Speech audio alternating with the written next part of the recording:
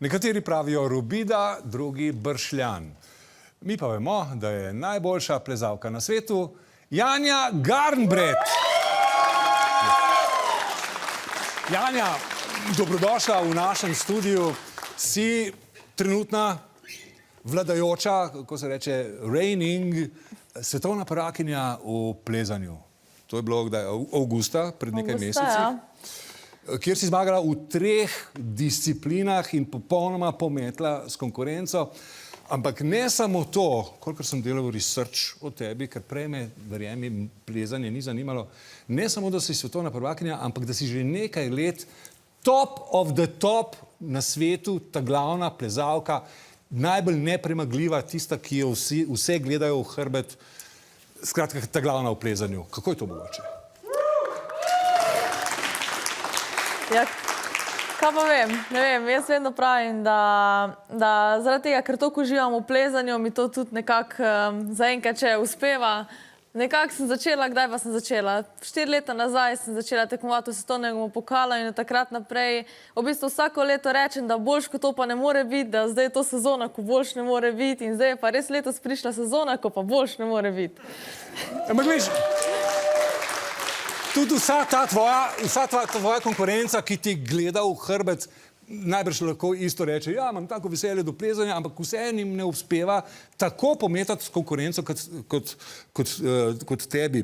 Ker take dominacije v športu ne poznamo, malokrat vidimo. Recimo, ne vem, če se spomniš, mogoče si ima mlada, Tomba je bil v smučanju tak, totalno nepremagljiv. Kdo še danes? Dončić, recimo, z Dončićem te lahko primerjamo.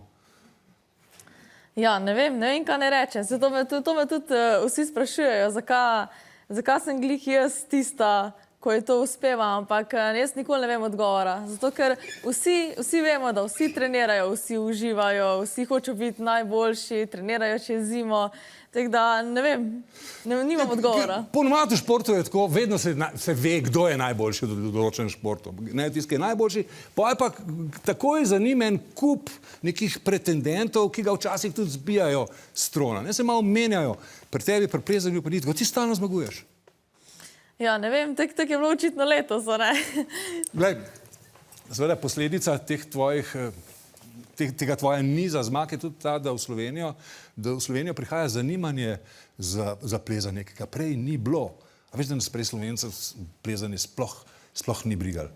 Zato mi ne zameriti, tako malo vem in čutim, da sem od danes nekaj naučil. Dajmo se pogovarjati o tem, kako izgleda to vaše plezanje. Kaj je to za en šport? Disciplin imate 4, če prav razumem. Discipline imamo 3. 3 pa kombinacijo. 3 pa kombinacijo, ja. Balvansko plezanje. Balvansko. V bistvu to je plezanje, kjer so stene visoke okoli 4 metre in padeš pol, če padeš, oziroma iz vrha skočiš na blazine. Pa po nekih balvanih je treba plezati. Pa po nekih balvanih je treba plezati, ja. Postavljene so smeri. Ok, potem je težavnostno plezanje. Ja, to so pa stene visoke okoli, na tekmah okoli 15 metrov, oziroma 15 do 20 metrov. Privezan si in zmaga tisti, ko pride najviše. In vidite v tem, da je proga čim bolj komplicirana in jo je treba nekako razrešiti in preštudirati. Koliko je tle pravzaprav miselne igre, ne samo telesnega? Ja, v bistvu najbolj pomembno je, da ko imaš ogled na tekmi, ogled imaš 6 minut in v teh 6 minutah si moraš ti pogledati smer in že videti, nekako zvizualizirati, kako bo šel smer. Tako da je v bistvu ogled najbolj pomembna stvar. Potem je hitrostno plezanje. Hitrostno plezanje pa ja, zmaga tisti, ko je najhitrejši. Ene sorte šprint. Šprint, ja. Kdo je prvi na vrh? Kdo je prvi na vrh, ja. In potem še kombinacija.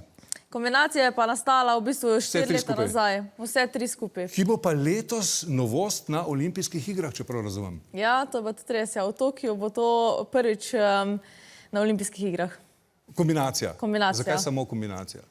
Zato, ker se zveza ni mogla odločiti, da bi dali samo eno disciplino, ampak to ne bi bilo fair do enega in do drugega in niso se mogli odločiti, kera bi bila tista prva na olimpijskih igrah, zato je nastala ta kombinacija.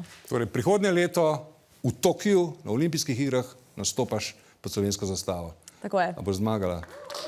Ne vem, kako vprašanje je to. Hvala lepa, Janja. Janja Garnbret.